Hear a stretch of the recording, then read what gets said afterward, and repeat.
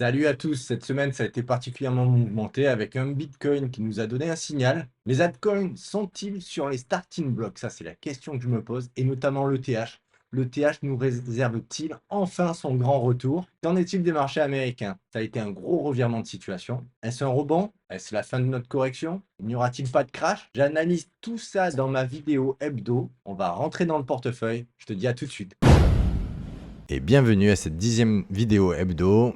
Si tu ne me connais pas, je suis Fabien Vanni et je vis à l'île Maurice où je vis de mes investissements. Je te présente une des méthodes qui a marché pour moi, c'est-à-dire au travers de ce portefeuille, c'est-à-dire aller chercher de la volatilité et des gains sur les crypto-monnaies importants pour pouvoir les ramener sur le marché traditionnel au travers d'ETF pour faire fructifier et réallouer et dans ce schéma vertueux en fonction des cycles. Maintenant, pourquoi eToro? eToro, tout simplement parce que je peux mettre un profil public total en toute transparence et cela permet de voir que je ne raconte pas du bullshit. Si tu apprécies ce genre de contenu et cette transparence, je t'encourage dès maintenant à mettre un pouce bleu, un petit commentaire pour dire que tu apprécies et si ce n'est pas déjà fait, à t'abonner.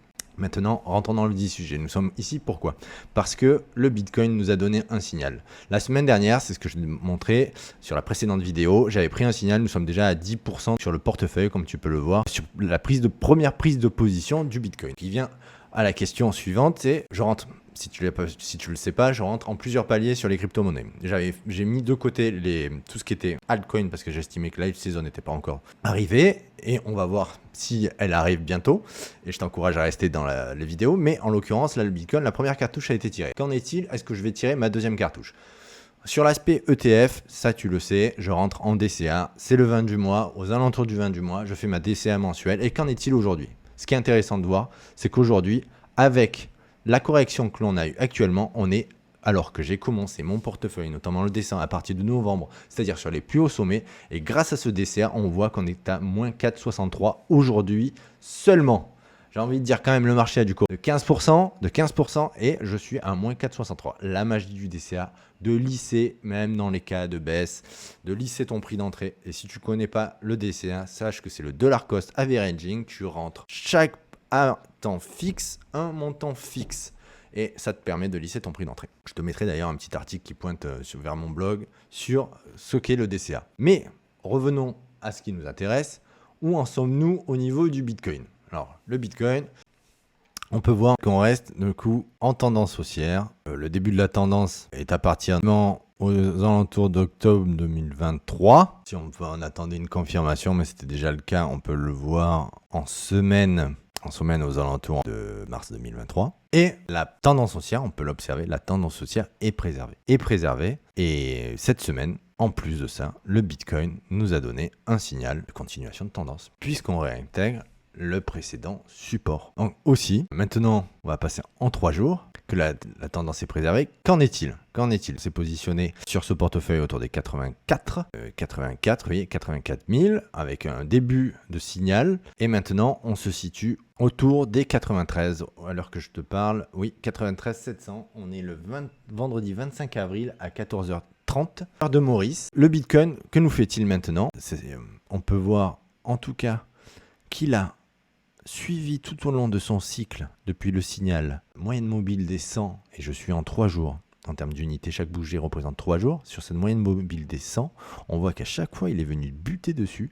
Et cette pertinence de cette moyenne mobile, je la garde vraiment pour la suite des mouvements, car elle est d'une justesse redoutable. Mais d'ailleurs, je l'ai vu cette semaine et je trouve ça exceptionnel. Là, on voit bien qu'on réintègre, qu'on a cassé notre résistance, précédent support, et que là, on est en train de le travailler. Si on se met en journalier, voilà, on voit bien qu'on est en train de le travailler. Et moi, quand je vois ça, je me dis que ça nous laisse très peu de place pour se repositionner, pour mettre une deuxième cartouche, parce que comme tu le sais, j'aime rentrer en palier. Et la première cartouche est partie sur signal que je compte donner le prochain dans le canal Telegram, autour des 85, 84, 85, je m'étais positionné sur ce signal-là. Et là, en l'occurrence, on est en train de faire pareil, de diminuer la volatilité, de s'écraser. Et je m'attends à ce qu'il nous laisse très peu de place pour venir tout simplement se repositionner. J'ai peur qu'ils prennent de court tous les retardataires et je suis content moi d'être rentré sur le premier parce que j'ai peur que ça s'accélère et que même et que même on vienne casser après les alentours des 105, 100, 110, 110 000 dollars et qu'on prenne de court. Le scénario, ça serait de prendre de court tout le monde pour éviter que les gens puissent se repositionner. Voilà, parce que tu imagines bien que c'est quand même plus confortable lorsqu'on a un petit retracement de se repositionner que si il accélère tout le temps. Sinon, tu as l'impression de prendre le train et tu sais pas où tu vas aller, quoi. Normalement, on n'achète pas un couteau qui tombe, là c'est la même chose. Si ça fait qu'accélérer, on ne sait pas à quel moment ça va corriger, c'est très compliqué de se positionner. Là, j'ai peur qu'il nous fasse cette avalanche qui nous aille direct vers le nord et qui casse ses plus hauts. Et c'est le scénario que je vais privilégier, que je garde en tête, une accélération rapide du Bitcoin pour prendre de court. Voilà, tout simplement. Ça va être très compliqué. Là, je vais voir sur la cartouche pour me positionner. À l'ouverture des marchés américains, c'est-à-dire dans 3 heures, je vais voir comment est la vélocité du marché et je lancerai peut-être mon positionnement sur le Bitcoin à ce moment-là, en fonction des volumes qui viendront et aussi, tout simplement, de la vélocité de l'actif, du BTC. Voilà, je pense que franchement, ça peut se jouer très rapidement. Après, le deuxième scénario, si on venait à casser, réintégrer, là, ça serait le must à avoir pour autour des 88, 89 pour pouvoir se repositionner, envoyer la deuxième cartouche. Par contre, si on casse en dessous, clairement des 87, 88 et que la tendance s'installe, ça sera un faux signal. Et si c'est un faux signal, il faut s'attendre à ce qu'il y ait une chute. Une chute beaucoup plus brutale et que c'était un dead cat bounce, ça, tout simplement. Il faut garder en tête qu'on n'est pas sorti d'affaire. Et clairement, on pourrait avoir un dead cat bounce qui vient piéger tout le monde et redescendre sur les supports des 69 et voire plus. Après, si on casse en dessous de cette moyenne mobile et que on confirme, ça pourrait vraiment accélérer une tendance vers le sud. Voilà, à garder en tête ces deux scénarios. Pour l'instant, je privilégie, comme on est dans une phase ascendante, le Bitcoin quand même garde une ascendance haussière. Sa tendance est haussière. Je privilégie, comme il réintègre le précédent support, je privilégie une prise de cours pour avoir piégé un maximum de personnes, prise de cours et casser donc les 110 rapidement. Après, ça peut très bien former la première épaule, tête, épaule inversée et casser plus tard. Et ça, clairement, ça laisserait le temps d'accumuler, de voir venir et à voir ce que le marché nous donnera. Entre ce qui concerne la question de l'Ethereum et notamment de est-ce qu'il est temps pour les autres cryptos, les altcoins, à passer le flambeau. Et là, c'est la question. La question, tu sais que moi, ce que je privilégie, c'est la dominance du Bitcoin. Regardons. On voit, je vais mettre un peu plus, je vais le mettre en semaine. Chaque bougie est une semaine. On voit qu'en fait, sur le précédent cycle, on était autour des 70, 72, qu'on a encore de la marge. Après, est-ce qu'il va nous reproduire le même schéma? C'est pas sûr, ça pourrait se retourner dès maintenant. Mais actuellement, je ne vois pas à court terme de signaux qui montrent un ralentissement de la dominance du Bitcoin. Ça, je le garde en tête. Ça ne veut pas dire qu'il n'y a pas d'autres altcoins qui poussent. Tu peux le voir là, il s'est pris un 30-40% en quelques jours. Les altcoins certains altcoins de qualité à mon avis, commencent à se réveiller.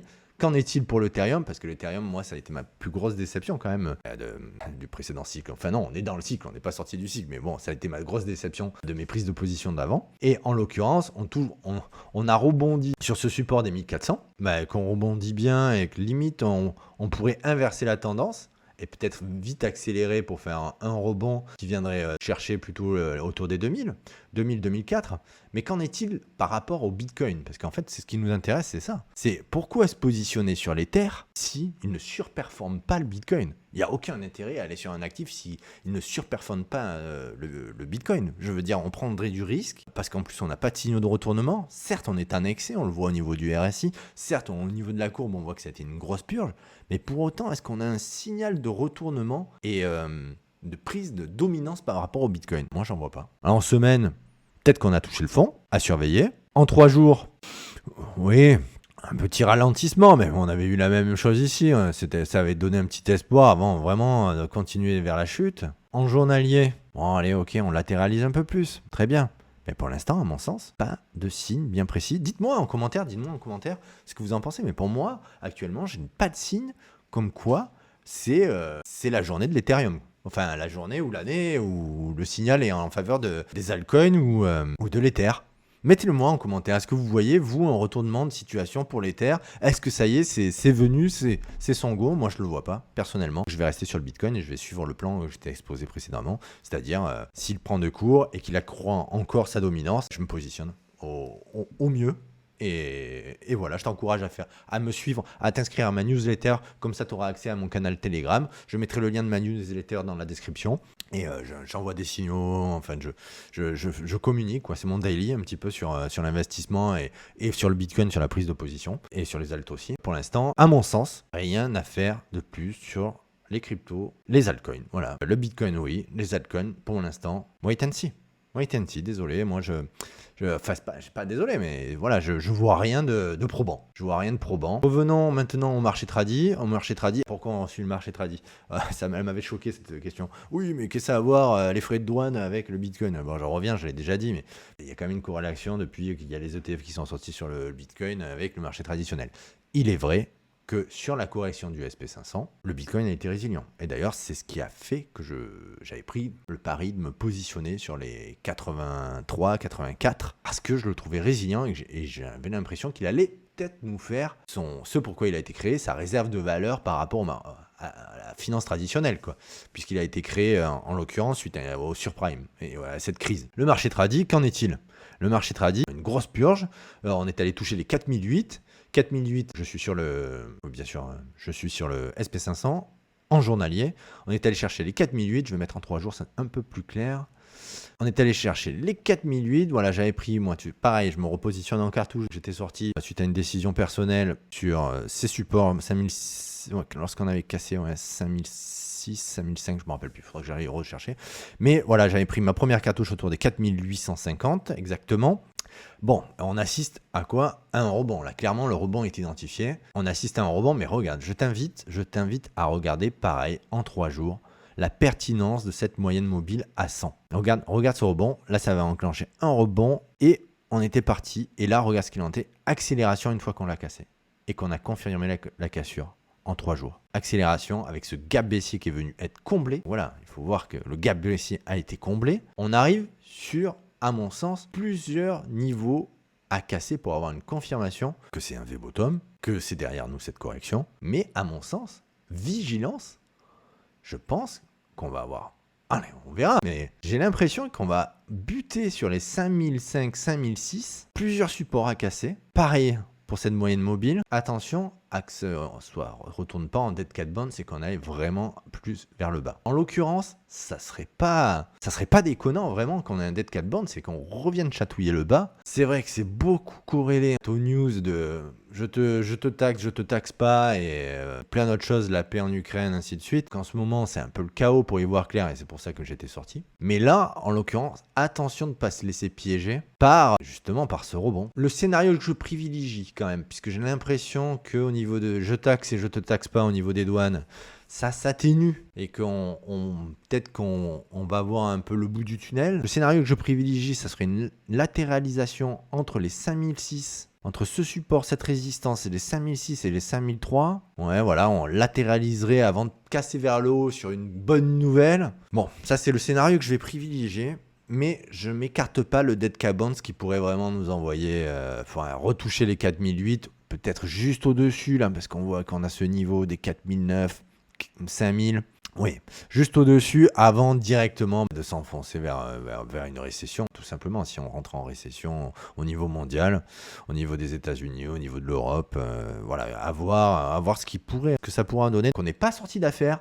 Je prône la vigilance et le wait and see. Ne tirez pas trop sur tout ce qui bouge, à mon sens. Moi, en tout cas, j'observe. Sur le pétrole, tu sais que ça, c'est un indice que je suis. Comme le lait sur le feu, en l'occurrence, n'a pas réintégré. Pour moi, le signal de confirmation, je vais me mettre en mensuel parce que ça, c'est des cycles qui sont longs sur le pétrole et on est bien en dessous. On a un signal comme quoi on pourrait accélérer vers le bas au niveau du pétrole. Qu'en est-il des commodities qui intègrent le pétrole? Non. Voilà, au niveau des commodities, l'intégralité de matières premières, là, clairement, le signal a été invalidé. Je vais mettre ça avec les bandes de Bollinger pour voir si la volatilité... Non, clairement invalidé pour l'instant. Bon, il nous reste la fin du mois. C'est des bougies mensuelles qu'on pourrait latéraliser pour repartir à une accélération qui pourrait faire office d'accélération de l'inflation ou pas, ou alors latéraliser encore pendant un moment. Ce sont des cycles assez longs, on pourrait latéraliser très bien jusqu'en 2026-2027. Rien n'est écarté, ce qui retarderait, qui donnerait un peu de souffle peut-être à l'économie. À voir,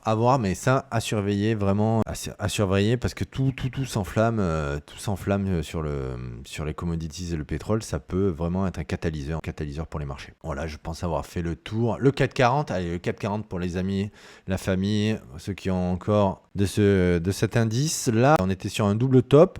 Magnifique réintégration. Là, clairement, ça a été une belle remontada. Bravo à lui. Après, qu'en est-il? Je lève un petit peu. Qu'en est-il sur le CAC 40? Voilà. Ouais, c'est dit. Un peu en anticipation par rapport au SP500. Clairement, on le voit, hein, buter sur cette moyenne mobile. Là, je suis en semaine. Moyenne mobile descend.